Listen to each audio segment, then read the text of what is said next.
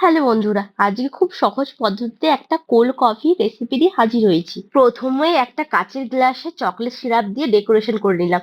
তারপর একটা গ্লাসের মধ্যে 1 স্পুন কফি আর 1 স্পুন চিনি নিয়েছি।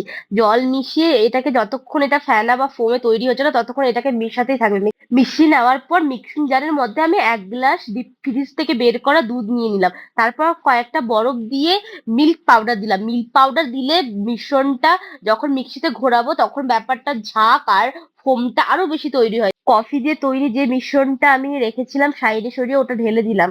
তারপর মিক্সিতে ঘোরানো হয়ে গেছে।